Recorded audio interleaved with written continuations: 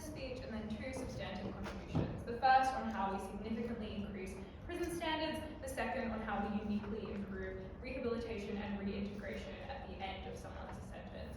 First of all then, in setup, what does this look like? Firstly, on simulated worlds, we would assume that we have some level of control over these worlds. That means that we can do things like consult with psychiatrists to ensure that they will be the most beneficial for rehabilitation, but also that they will not be like distressing or disturbing. We also think we can do things like create target identities for people to wake up with, to simulate situations that might be useful for rehabilitation. Secondly, we think that we can probably also make these worlds somewhat dreamlike. We would note that people can still learn and take on lessons and messages from dreams. We think that we have Fiat to do that. Secondly then, why do we think this is likely to be done well? We think that simply it is within everybody's interest to rehabilitate prisoners as much as they possibly can. This was because at the end of someone's sentence, you wanted them to reintegrate into society, you wanted them to be economically productive. Secondly, because prison was often a huge resource drain, and crime was a resource drain when you had to pay police, when you had to pay for anti-crime measures. Thirdly, because it was just incredibly expensive to incarcerate people in the way that we currently do. It currently costs about $100,000 every year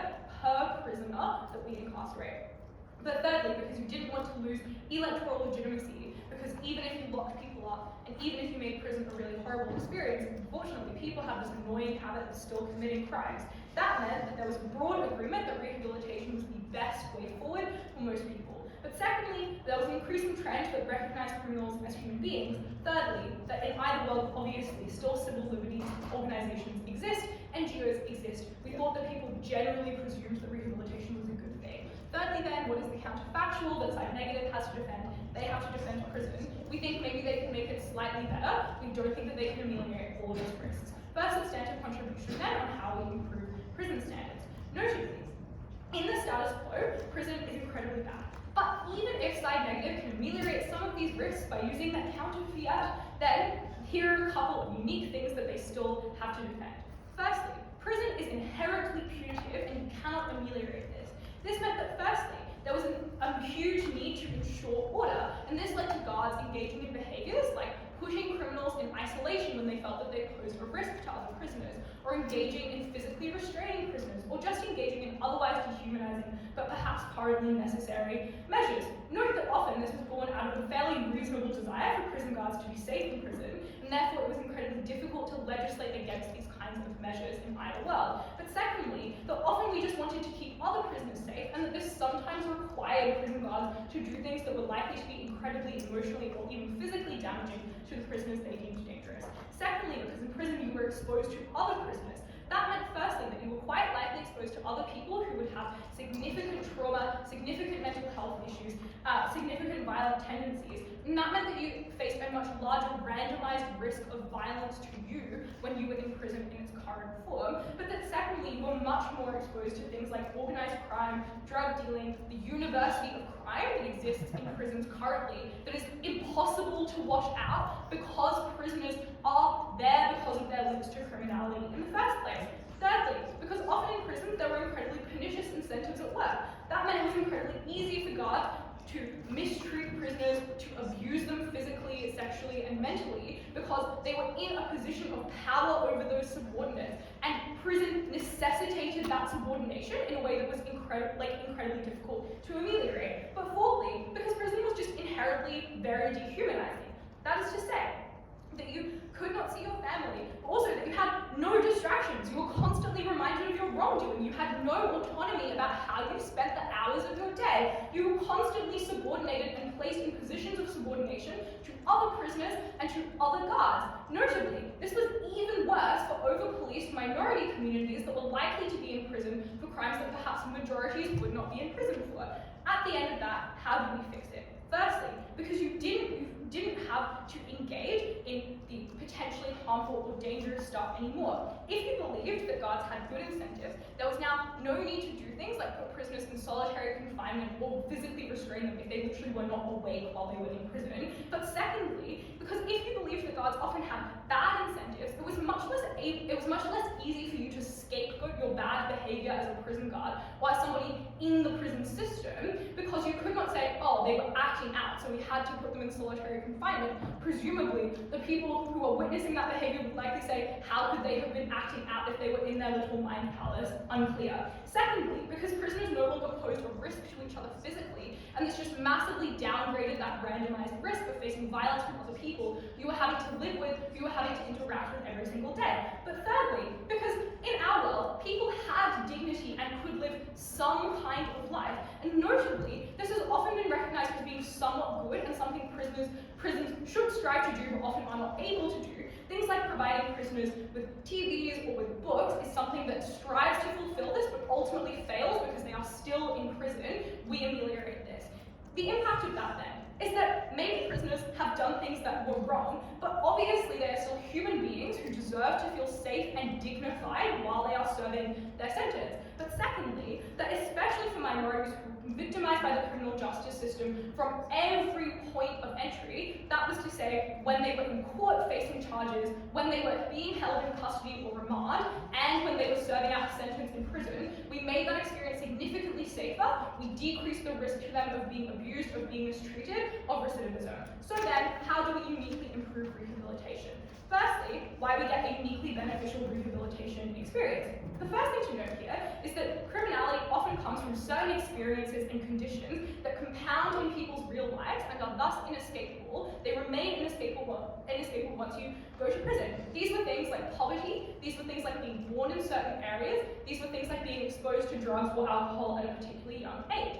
At the point where you took them out of these immediate conditions, and where you also took them out of the inherently punitive and dehumanizing conditions of prison, you gave them a unique pathway to rehabilitate. Secondly, because you could target these virtual realities in a way that could deliberately make people unlearn certain behaviors. That was to say that the radically empathy-inducing experience of waking up in somebody else's body meant that you now understood what it was like to literally be a different person. And that was incredibly transformative. This was things like being able to understand what it was like to be a woman because you had lived a life as a woman. That was going to always engender significantly more empathy to that group of people than you might have had before. Thirdly, because you weren't in prison, which compounded your criminality, meant that you missed criminal connections, like maybe being told who could get you more strong drugs to sell once you were out of prison. Or you missed those randomized acts of violence, and those were likely to compound your criminality because maybe you felt you had to defend yourself preemptively. These were things that were likely to massively hinder your rehabilitative capacity in the current prison system, but even in the one that side negative was likely to get up in a couple of seconds and prop to you. Fourth, because you felt that you had value because you lived a life. Secondly, on reintegration then, note that all of this rehabilitation just means that it is much more easy for you to function in society. You overcame a bunch of barriers. But secondly, reintegration was significantly cheaper at the point where you could take all of the operational costs that you currently incurred of running a prison and you could put them into things like exit therapy and other reintegration measures. That was because you literally only needed to keep prisoners alive. Your building could be smaller. You literally just needed to pay to heat it. You didn't have to pay for sports coaches or prison chaplains or an electric fence. You could have scalable simulations. At the end of all of that panel, we got a significantly more totalizing and more politically palatable form of rehabilitation that humanized prisoners, that ended their degree at the University of Crime. We were incredibly proud to propose.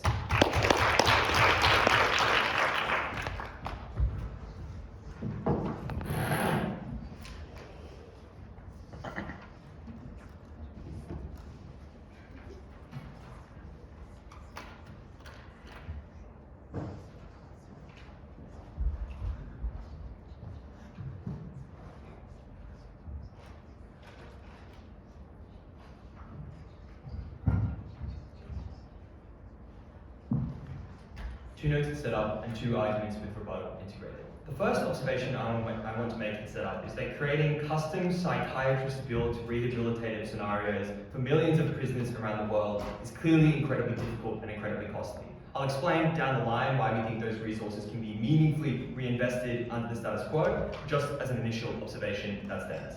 The second note I want to make is I think this team dramatically overestimates the degree of control they have over these worlds. Because the fact of the matter is they are not God. They are not educated or trained in world making and world management. And for millions of imaginary universes that now exist around the globe, there will be suffering, there will be mismanagement, and that is cruel. Two arguments in this speech. Firstly, this is deeply repugnant. Secondly, this is deeply immoral. Let's start about why this is deeply repugnant. And the main thing here to note is that this is an incredibly and unimaginably traumatic set of experiences to undergo. Because this side, by their own analysis, creates a world realistic enough to impart lessons, long-term enough to replace prison sentences, and capable of unlearning people's values and reprogramming the way their mind works. That is the mechanism for their benefit, and that is what is traumatic. Why? 5 reasons. The first is you now impart around millions of people around the globe upon exiting these simulations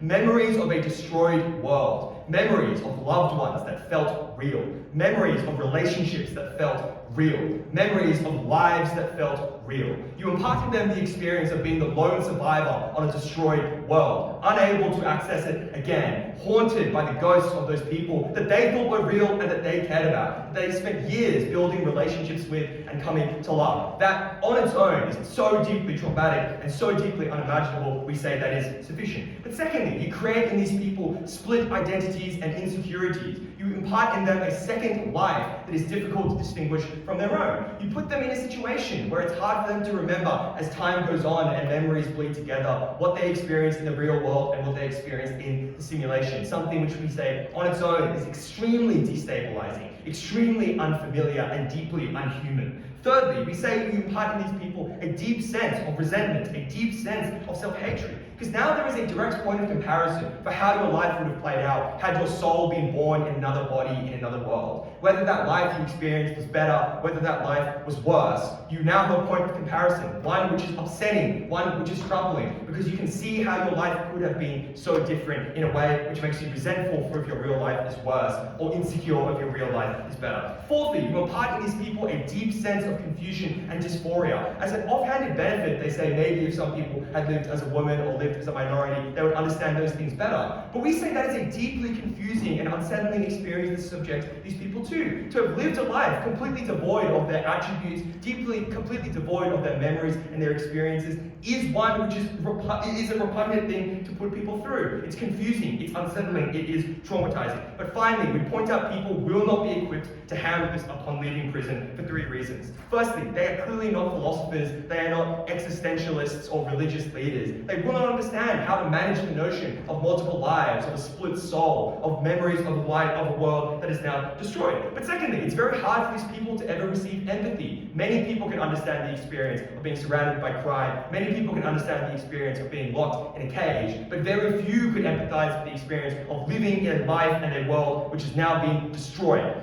And finally, we point out that this site has very limited capacity to actually offer support to these people upon leaving prison. Because for the millions of people around the world now affected with this alien and unhuman form of trauma, should this team say we will counsel each and every one of them and provide them with psychiatric support necessary, well, we can turn prisons into paradises. And I don't think that's a trade-off that they want to make. That is the first claim in this argument. The second claim, though, is why this is by far the most important thing in the debate. 3 reasons why.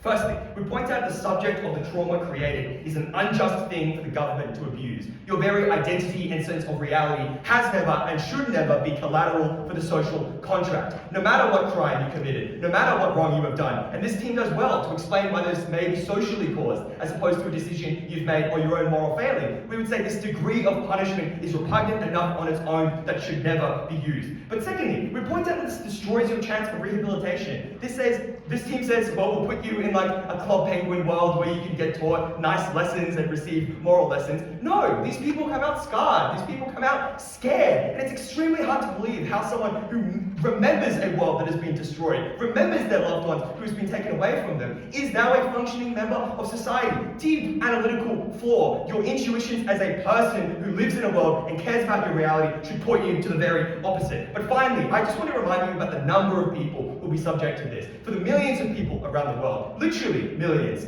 this team subjects each and every one of them to a trauma which is alien. Alone, this policy is repugnant. The final part of this argument is to explain why the status quo is preferable. A number of reasons why. The first is the motion consumes a fair amount of resources for the development of this program in every prison around the world. Clearly, if this world exists, we have plenty of resources to play with improving prisons. Secondly, any form of suffering in prisons tends to be far less deep, far less shaking to your core in the way that we have described. Thirdly, we point out prisoners in the real world can receive empathy, can recover in recognizable ways, have hundreds of years of therapy, like kind of theory to rely upon, ways to recover. And finally, we point out that the trend in real prisons is that they are getting better, that there's increasing advocacy and concern for the welfare of prisoners, that evidence that the Scandinavian model or whatever more humane model is more efficient is mounting and hard to refute. The prisons are actually good at sharing effective information and strategies with one another, and society writ large has a desire to reduce crime, reduce recidivism, reduce costs associated with prison. Copy-paste prisons crime university analysis will not fly in a grand final. But finally, we point out that by comparison, the trauma this team imparts is structural, it is immutable, it is the nature of their mechanism, and that comparatively is much less likely to be reformed.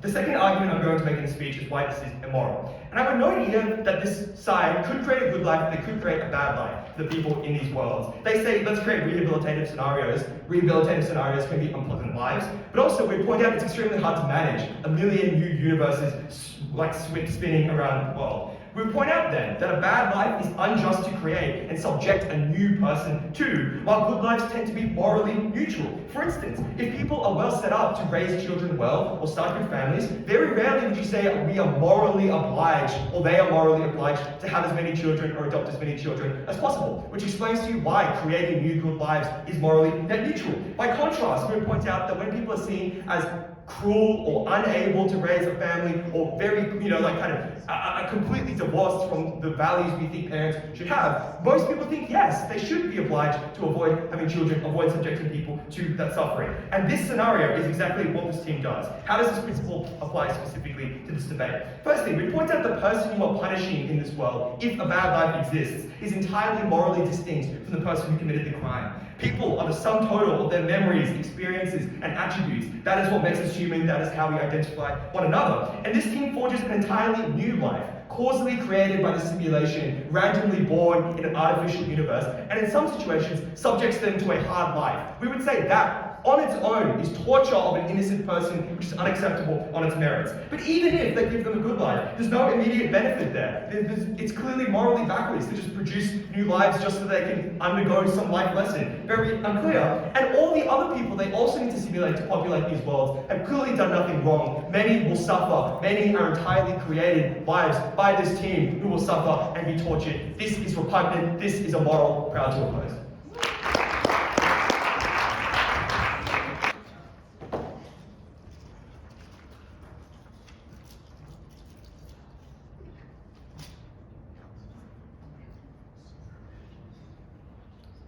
Team Affirmative makes an incredibly simple claim in this debate, and that is that it was way easier to create paradise in a simulated world where you control the variables than it was to create paradise in a literal prison where you were dealing with prisoners who probably had propensities towards different types of behaviors, where you were dealing with guards who had to manage those sorts of behaviors, where there were all sorts of variables that were never within your control. Because to the extent that they tell you that there was an incentive to make prisons better, to provide people with rehabilitation, obviously that is symmetric, which meant that what we were likely to provide, if you believe they're going to provide paradise, is also paradise. The difference in this debate is we do it better because you have infinitely more control at the point at which it is all simulated. Two things in this speech. Firstly, on the quality of your experience in jail, and secondly, on rehabilitation. Let's deal with the quality of your experience in jail. They give you a couple of pushes on that. The first is that they tell you it's going to be really traumatic because, we tell you you're going to have to reprogram things, which means you're going to be in a world and it might be really bad. The first thing that I would say is that I think these worlds are likely to be pretty good. And the simple reason for that was that obviously if you lived in a traumatic world, you are more likely to reinforce criminality in people. And to the extent that they claim that rehabilitation, they agree with us, that rehabilitation is the aim, there was no incentive to stick people into worlds that were going to traumatize them. There was no incentive to stick people into worlds that were going to be really harmful, because it was those sorts of harmful experiences that led people towards things like crime. It was because they had, experienced things that were really bad, but they had been led towards crimes of necessity that reinforced the things that led them to commit crime in the first place. The reasons why this was likely to be a good world was simply because if you give people good experiences, they are much more likely to come out as people who are reformed, as people who are empathetic, as people who want want to do good for society because they believe that there is good to be done in society. I think at that point it's just incredibly unlikely that you construct these worlds in bad ways. Probably you construct them in ways that are likely to be particularly good. Maybe you construct them as worlds that are, particularly like everything is sort of provided to you and you just live a life that is really fulfilling, things like that. People are really kind to you, so you understand the benefits of kindness, so that you understand why it would be valuable for you to be kind to people because you have experienced that in exchange. The second thing that they say is that, oh, but you're going to experience things like split personalities, you're going to have all these memories and stuff like that. The first thing that I can say is that we tell you at Rose that probably the way you construct these, you're going to do it in a way that's sort of similar to a dream. And I dream about a lot of things and then I wake up and I go, oh shit, that was kind of wacky. And I sort of dissociate that from who I really am. I think we have the capacity to do those sorts of things when we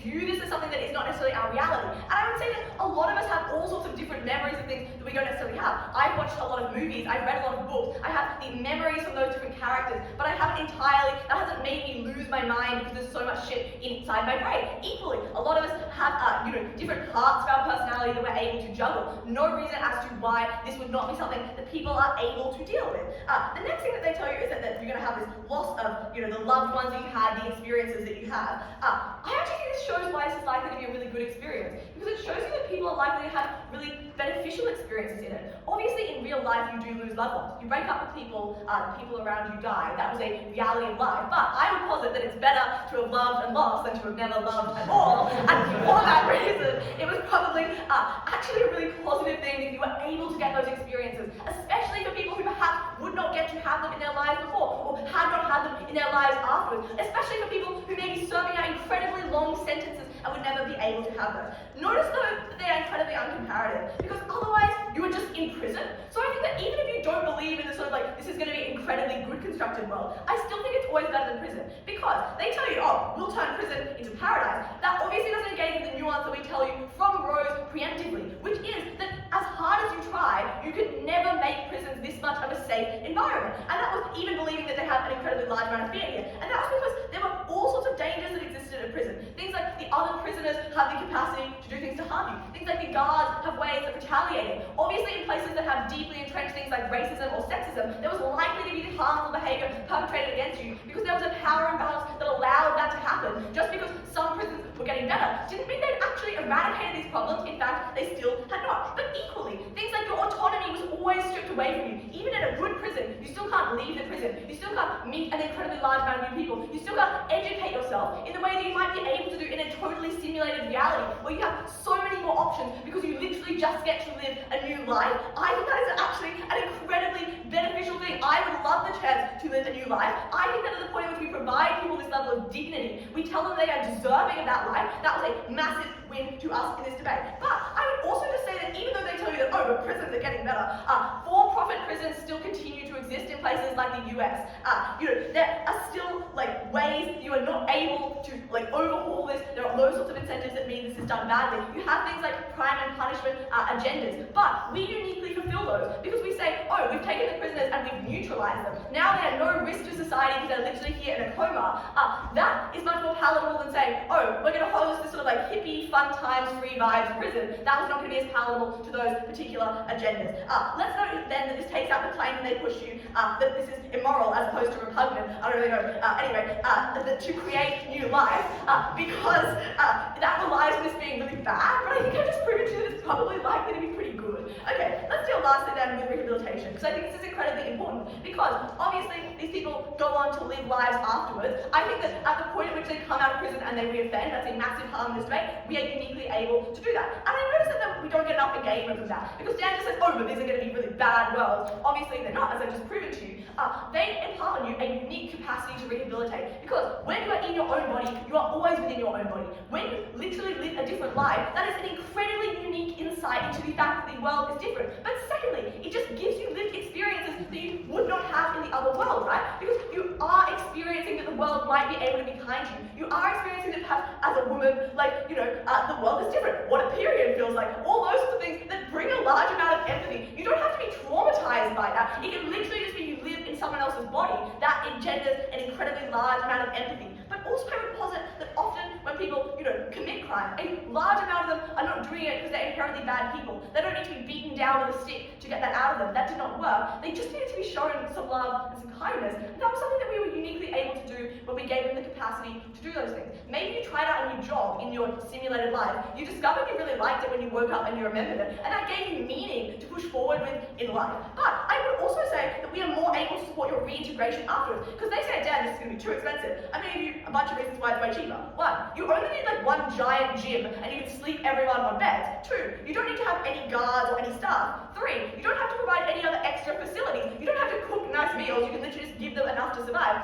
You don't have to provide a doctor. You don't have to provide books. You don't have to provide any of the extra stuff that prisons always provide over the top. Those were a lot of running costs that you now cut down on. Instead, what you're providing is electricity, symmetric, headsets, you buy them once and then you continue to use them. And probably you're able to mass produce like a couple of simulated universes that you can continue to use for a bunch of different people. I think that means that that money that you've now saved gets put into things like supporting your reintegration. It gets put into things like saying, here, I'm going to help you to find a job once you get out of prison. Here, I'm going to give you the sorts of support that you need when you're going back to society. But equally, I also think that saying to someone, oh, I've spent the last 10 years in an imagined universe is much less stigmatizing than saying to someone, oh, I've spent the last 10 years in prison. Because in prison, you met the people that gave you criminal connections. You met the people who instilled fear in your heart, who took you out of that prison and into a world of crime, a university of crime, in fact, that graduated you into a cycle of poverty, into a cycle of criminality. We're so proud to propose. Oh, I'm so sorry. I'm sorry. Thank you. No, that was very good. Thank you.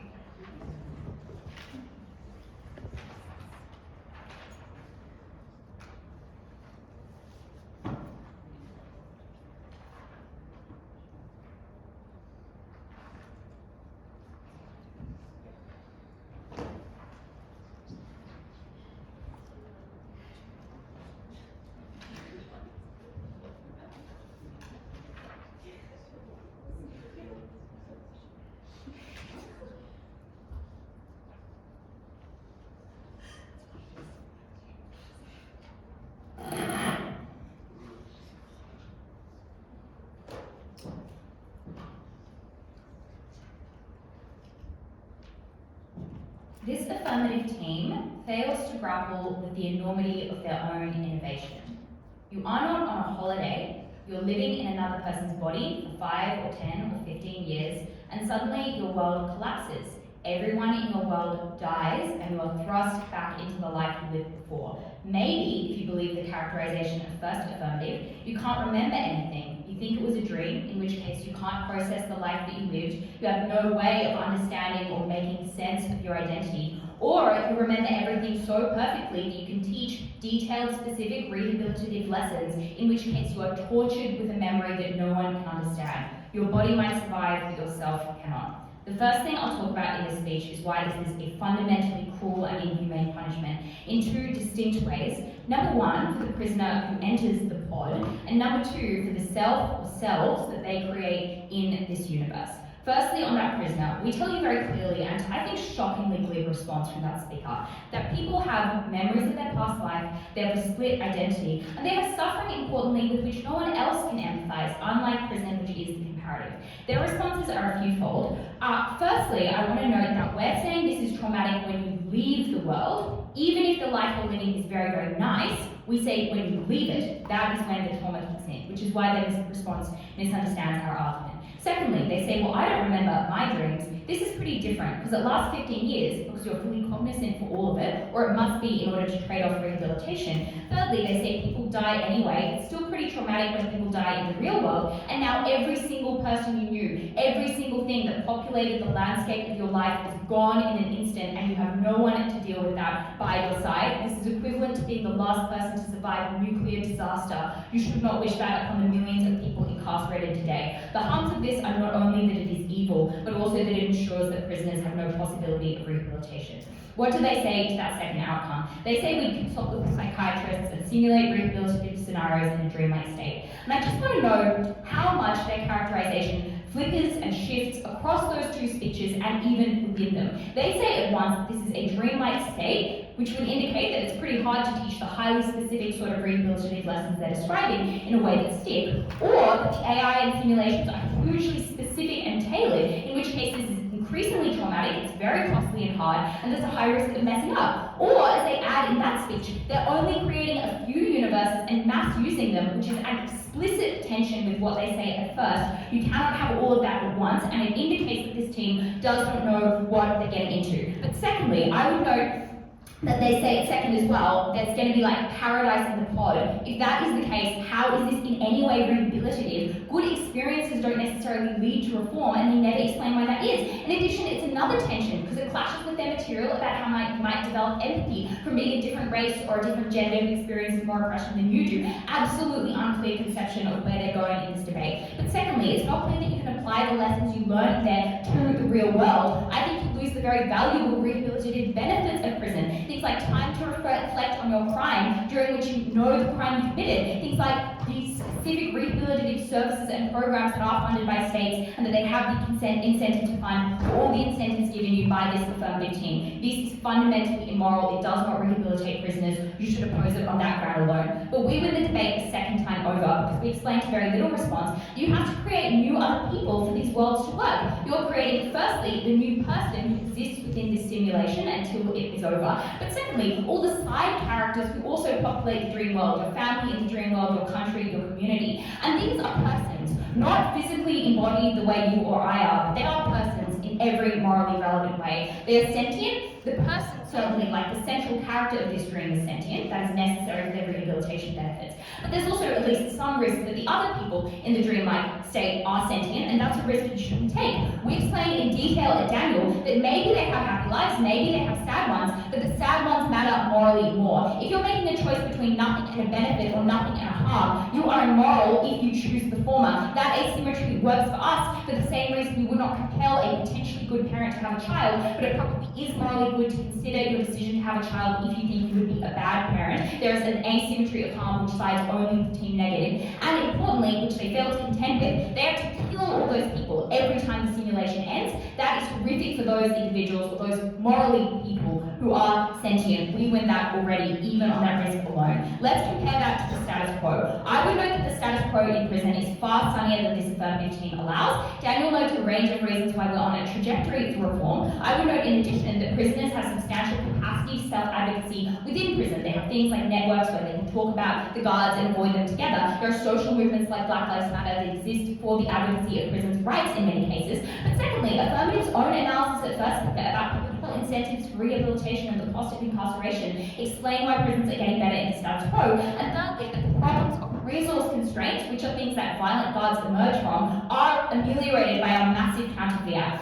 What do they say on counter-fiat? They say, well, this isn't that expensive because you don't have to pay for prison infrastructure and you can just duplicate servers. One, as I noted before, that is a tension with their previous claim that we have specific universes for every prisoner, millions of whom are incarcerated at the moment. But secondly, this is incredibly expensive. You have to get servers and technology and research, high salaries for AI experts. I would note that most governments in the status quo spend more money on servers than they do on prisons. You have to do post and pre-care for these prisoners if you want any kind of benefit. This is huge. And we don't need to prove that prisons are perfect, we just have to show that their alternative is worse. But the next thing I'd say is there's way more capacity for, there's no capacity for reform rather on their side, because voters and politicians understand prisons way better than they understand simulated universes, so even if people care about prisoners, they can't enact that politically. And that rebuts the second affirmative's claim about stigma. There's far more stigma when you have an experience that no one else can relate to, when you've been in your own individual universe that no one can crack into. But secondly, the features we oppose are intrinsic to affirmative's form of punishment. You can disentangle violence and cruel treatment within prison from a loss of liberty. You cannot disentangle this simulated universe, which is itself a cause for trauma. What they say, like, well, guards are violent and there's violence from gangs, those features are not immutable. When you fund prisons more, you constrain guards' behavior, you constrain violence because there's less need of protection from guards. If you can hire more, it means you're not fighting over resources with your fellow prisoners. And things like prisons constrain liberty, that is fine, that is a just response to breaking the social contract a lot of the time.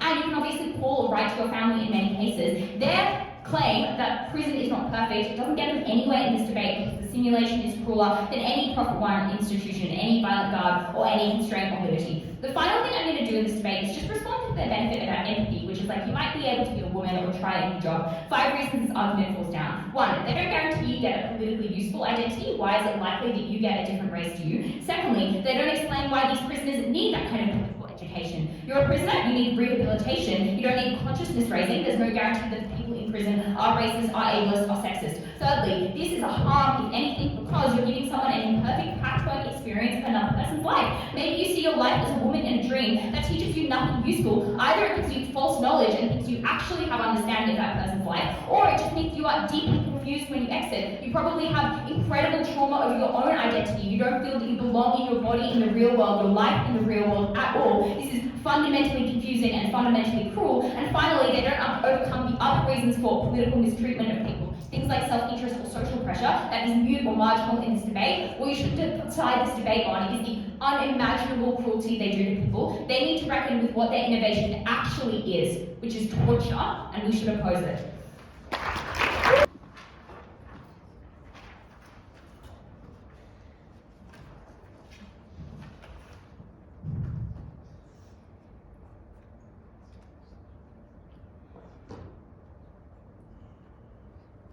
I think the problem for our opposition is that there was obviously a middle ground between Sophie's it's entirely dreamlike and so you can learn nothing, and it is totally realistic and so the universe explodes, it's like a nuclear holocaust when you leave. But they never engage with that because it's obviously pretty inconvenient.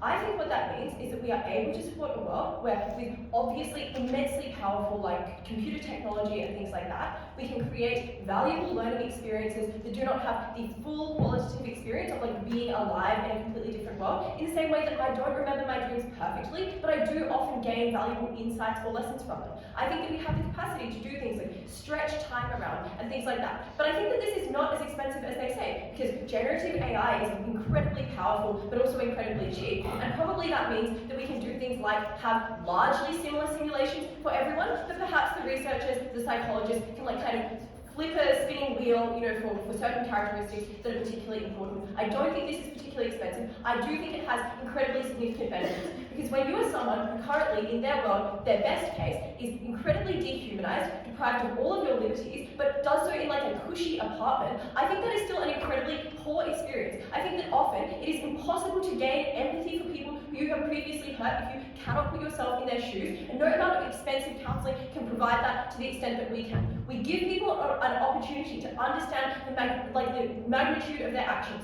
to understand empathy, to care about people who they've never cared about before, but we also give them the opportunity to have things like a positive experience, maybe someone express some love to them, something that a huge number of prisoners truly never have had before. 3 questions in this speech. Firstly, what are the simulations like? We tell you that they are going to be dreamlike, that they're going to be programmed in a way that obviously there are central thematic elements that are pretty clear and hard to escape and that you will remember, but that obviously we don't have to flesh this out, because much like many dreams, you're not necessarily going to experience the full depths of things like wondering who the Prime Minister is or something. Possibly these things would kind of be like playing in the sandbox of human experiences. You have a couple of small experiences, you know, like you have a couple of central ones, like interacting with a family or going to the grocery shops and being polite and kind to people, even if they're very different to you, and stuff like that. But I don't think this needs to be as extensive. Like, literally just imagine any dream you've ever had. Have you ever wondered what the front page of a newspaper said or something like that in a said dream? I think that we can do this,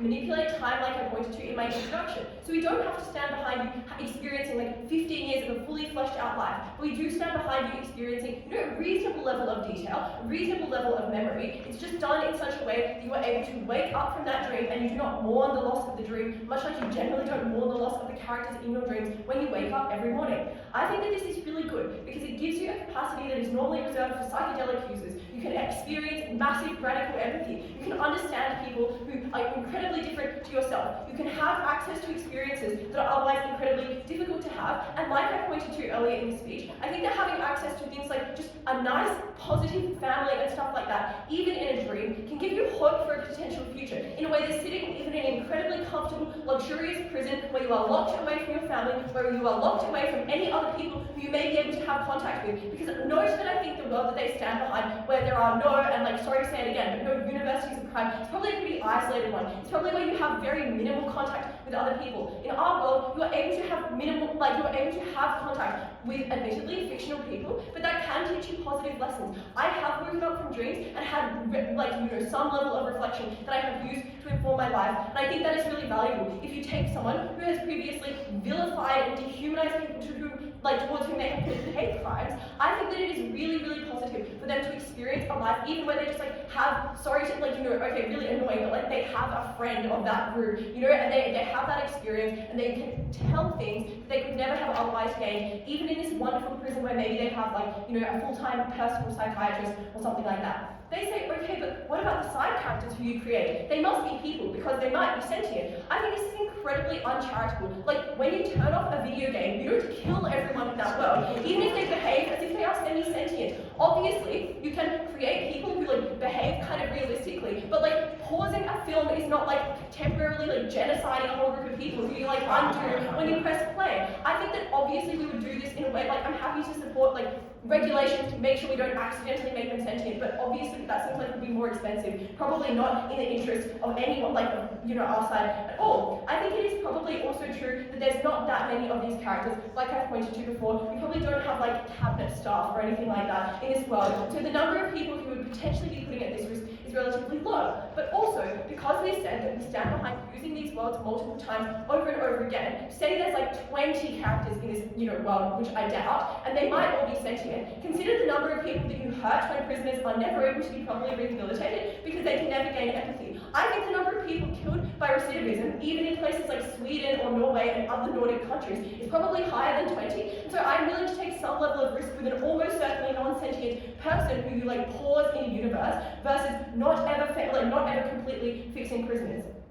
Next on the question of how you orient yourself to these memories, because I think that their biggest push here is that it's going to be very difficult to do so. They struggle to engage, as I pointed out in my opening, with our dreaminess, the dreaminess of our worlds. And I think that that is important because that was something quite central and crucial to our idea. Obviously, it seems like a bad idea to put someone in a world for 20 years and then kill that world. But we thought about that in prep, so we decided not to do it. I think that means that because of that in-betweenness, you are able, that I pointed out in my introduction, you are able to wake up from this dream and probably have some level of maybe a book, because they don't want us to have counselors. Maybe at least a book is given to you about how to deal with the experience of living in this dream. They say, but no one will ever know what it's like, and you're going to do this to millions of people. I think that tension is relatively obvious. There are millions of people who will know what it is like to wake up from this dreamy simulation. In the same way they say there are millions of people who know what it's like to experience having been in a prison. And I think that means that you're very likely to be able to talk about this with at least a couple of people. It's probably true that we can at least give you a couple of nice videos or a little Canvas module to do about orienting yourself towards these dreamy memories. But it's very likely that you gain some central life lessons.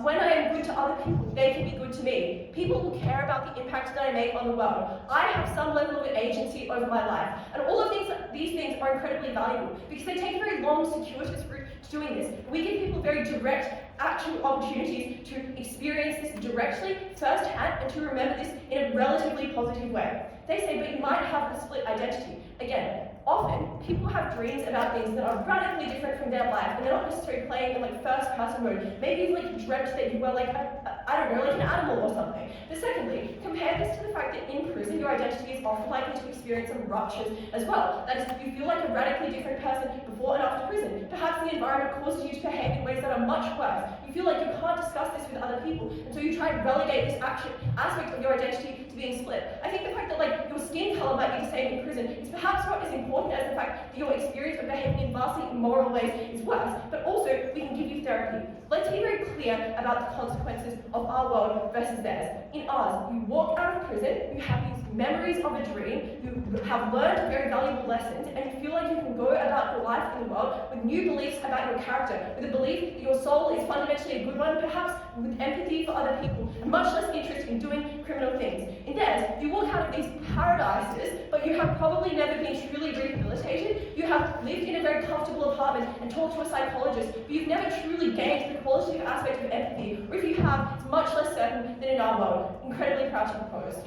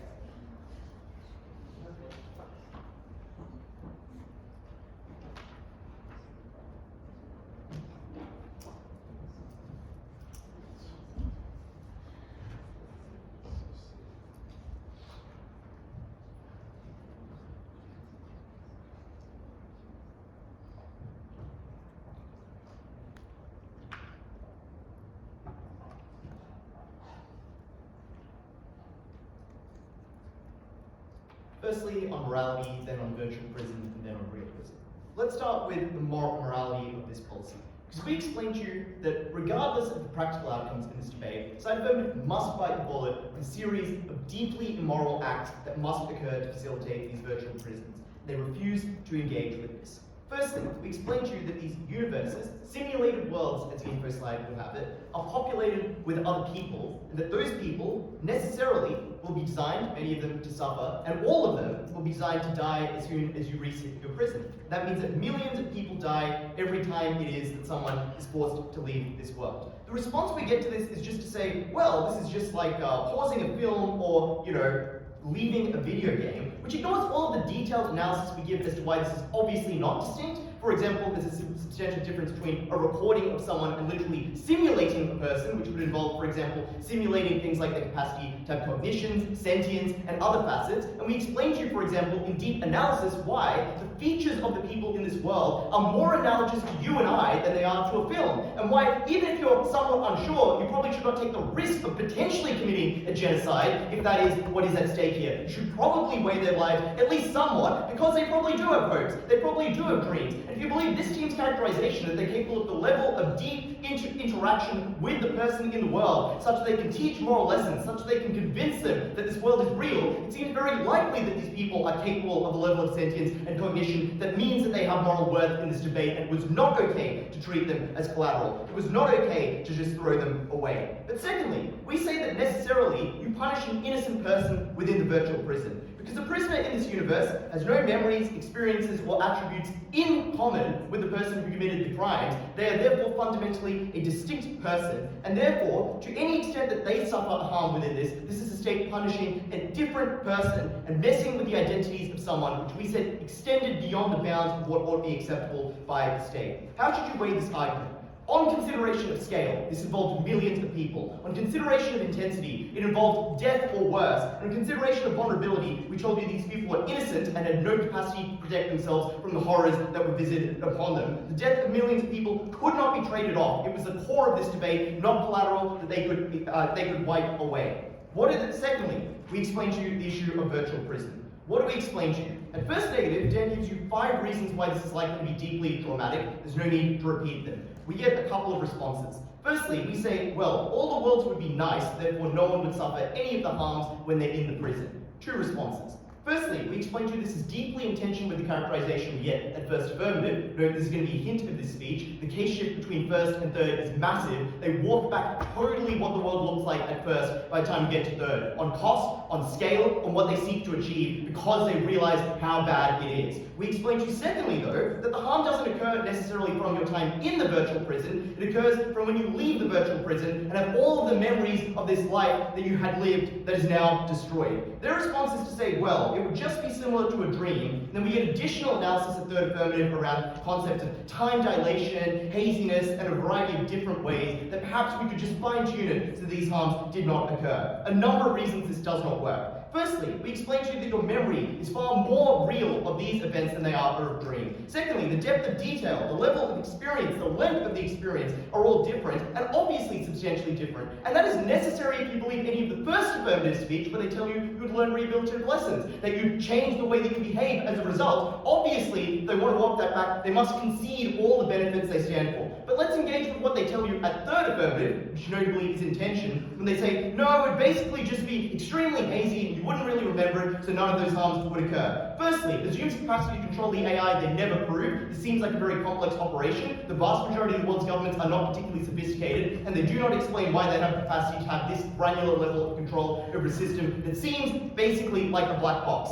Secondly, it seems like this would require it would be extremely easy to fuck up, and at least in some instances, our harms would accrue. But thirdly, note that all of their analogies to explain why this is fine concede the harm. Because things like psychedelic trips do have long-lasting damage on some people, do destroy people's lives, do give them trauma that they do not recover from. That was not an argument that could get them away from this harm in this debate. But finally, we explained to you that you have the harm of remembering all of these relationships, all these places, all these experiences that to you were deeply real, but that now are gone and you cannot get back. And we explained to you that that loss is meaningful and would be harmful. Their response is to say people die all the time, so it's good to experience loss. Firstly, obviously this was disanalogous. This was the death of everyone you know instantaneously. Secondly, it was distinct because you knew the state had caused that harm to occur to you. You knew that it had killed the millions of people who you knew and existed in that world. You knew that the person you'd had a relationship with and felt and thought was real and interacted with no longer exists because of the actions of the state. But also thirdly, it's unclear that people do always move on from grief. Many people do not recover from these kinds of harms, and visiting them upon millions of people seems like a bad idea. At least some people, at the very least, were very likely to occur the worst of the harms that we suggest. Their last Hail Mary is to say, well, obviously you'd be able to get over it because millions of people go through it, so we developed some booklet that would tell you how it all works. We explained to you firstly, this is not a fair comparison to prison, which we point out we have millennia of history and knowledge on how those things operate, the psychology involved. But secondly, the uniqueness of each experience, if you believe first affirmative's characterization, suggests it's unclear that different people from different simulations would be helpful in telling each other how this thing would operate. How should you weigh this argument? We explained to you firstly that this harm is incredibly long-term, because it lasts for the rest of the prisoner's life. It violates a state obligation not to do harm to the people who are in their care, and it's deeply intense. Far more than any of the worst harms they could talk about in real prisons, which, while in many instances were bad, but not in the instances we defended, we explained were recoverable, did have treatments available, and did have knowledge about how to deal with those kinds of things. This prison was immoral, and you ought not stand behind it. But finally, though, we explained to you why prisons in our counterfactual are likely to be very good. We explained to you a series of reasons why this would be the case. Firstly, we point to the fact that there's evidence from other countries like Scandinavia that their prisons are more effective. Secondly, we point out to a desire to reduce crime, a desire for prisoners to see reform and growing movements, support from left-wing governments, and masses of fiat that we have on our side. In addition to all of the analysis First Affirmative gives you at the start of their speech as to why things would be done well on their side, that literally concede all of the analysis we need for this argument. When they say people want crime reduced, would be willing to see rehabilitation occur, etc., etc. Proves why we would have the capacity to do prisons well on our side as well. What are their responses? They have two. Firstly, they tell you, well, our model is extremely cheap, so you have very little fiat with which to do your own side. We explained to you that running an artificial intelligence program is likely to be very complex, that it's likely to require huge amounts of servers, tech workers, psychologists for all the aftercare and design of the simulated worlds that they claim at First Affirmative, and is likely to be incredibly complex. And, notably, that is likely to give you a substantial amount of capacity to be able to do this. They then say, well, we'd only run 1 or 2 simulated worlds, which knifes First Affirmative once again, deleting all the benefits they tell you of tailoring, but we would still say that that gives us sufficient political capital to at least make substantial improvements over the status quo. The second response is just to say the public would not tolerate prisons that kinda would demand that prisons exist the way that they are. But again, First Affirmative's analysis as to why things would be done well in their world and why people demand that crime be cracked down upon, demand that rehabilitation occur, demand that these changes occur, exactly explains why we would easily be able to do those things on our side. Aff speaks of a dream, but delivers a nightmare. Do not enter the pod.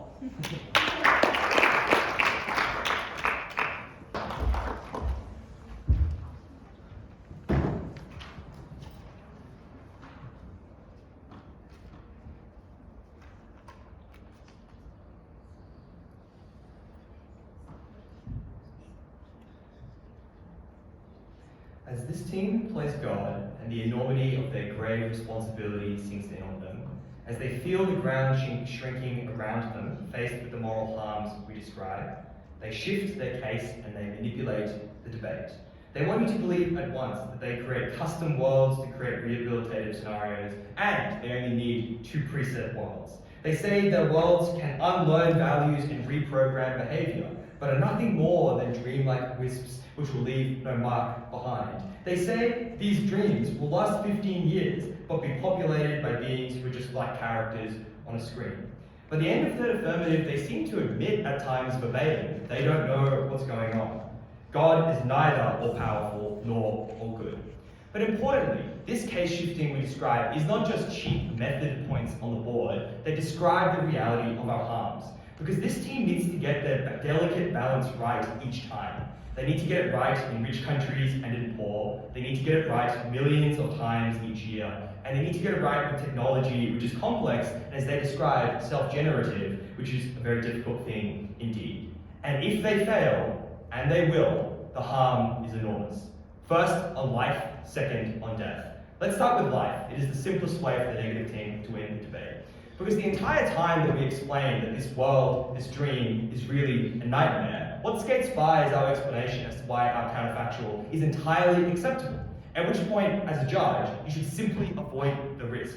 Because we explain in prisons the trend is towards reform, we explain we enjoy a huge set of resources, and we note that their immutable problems are never proven to be immutable. Perhaps in a world where prisoners have more leisure, have slightly more freedom, have slightly better conditions, they are less aggressive, they are less abusive, they are less criminal. And importantly, we point out that the lack of liberty in a prison is just desserts for breaching the social contract, but that your identity and your conception of reality is not fair collateral.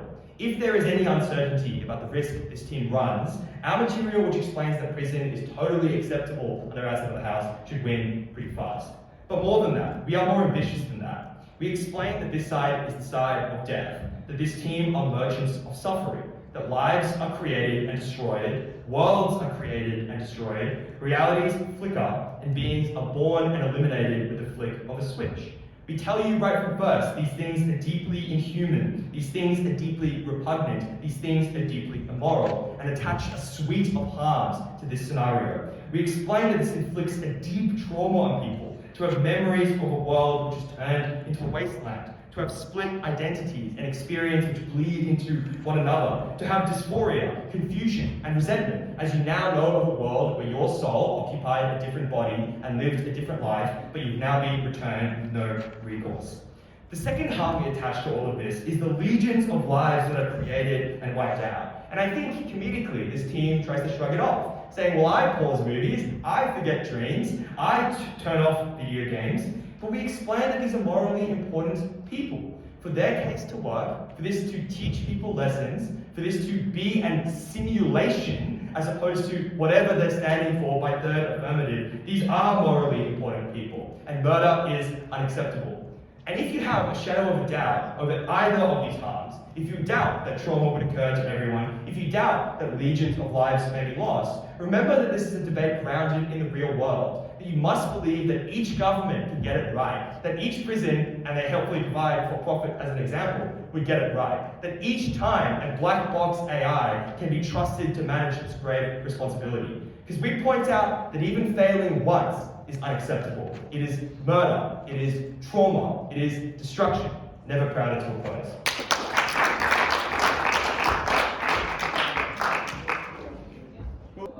Where prisoners are beaten, abused, and impoverished cyclically, at huge cost to the taxpayer, that only gets higher as they are re-incarcerated.